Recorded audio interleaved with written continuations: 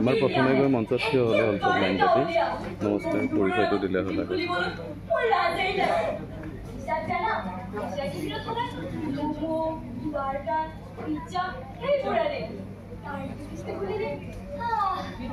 এইটো লাষ্টতো কৰিব পাৰি ন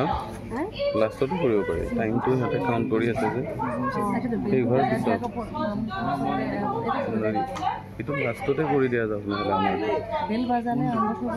প্ৰেজেণ্টেশ্যনটো কষ্টৰি কোৱাৰ পিছত পৰিচয় লিখি দিব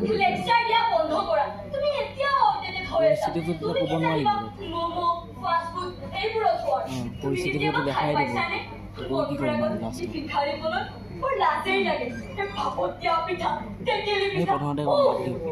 মিলিব 6 মিনিটত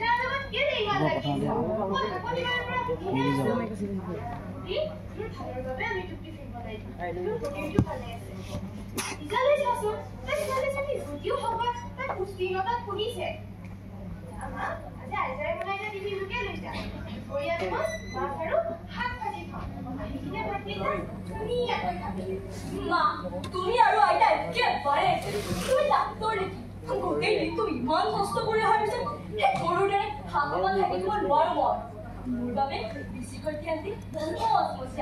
আলু ভাজি খাবা এই নতুন চামৰ কি যে হ'ব কিবা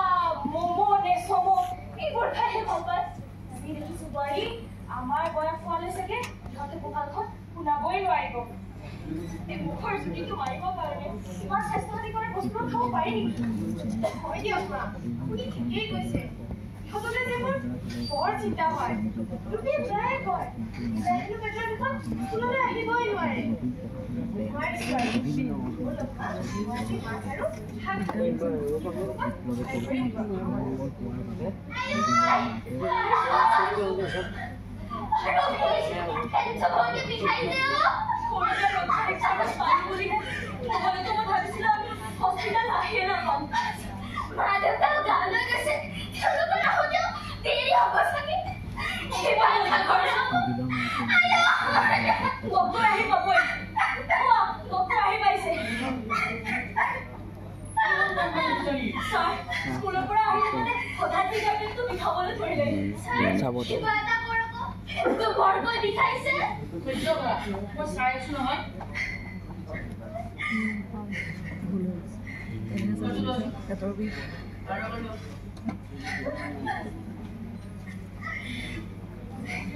তুমি আজি টিফিনত কি খাইছিলা নো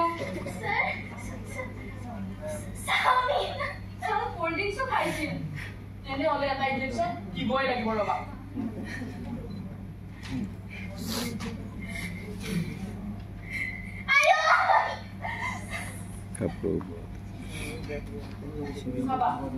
তোমালোকক মই এটা কথা কওঁ এই যে তোমালোকে বাহিৰা বস্তুবোৰ খোৱা তোমালোকৰ দেহৰ বাবে অপকাৰী বুলি তোমালোকেও জানা তথাপিয়ে ফেশ্বন বুলি এইবিলাক বস্তু খাই দেখা ৱৰ্ল্ড হেল্থ অৰ্গেনাইজেশ্যনে ইয়াৰ ওপৰত বহুতো পদক্ষেপ লৈছে কিন্তু আমিহে বুজি নাপাওঁ বুজিছো ছাৰ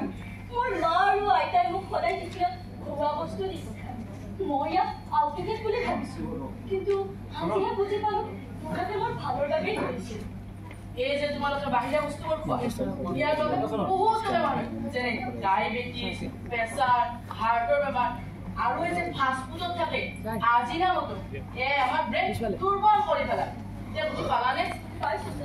আৰু এটা কথা তোমালোকে জানানে নাজানা আমাৰ অসমীয়া খাদ্য সকলো দেশবাসীয়ে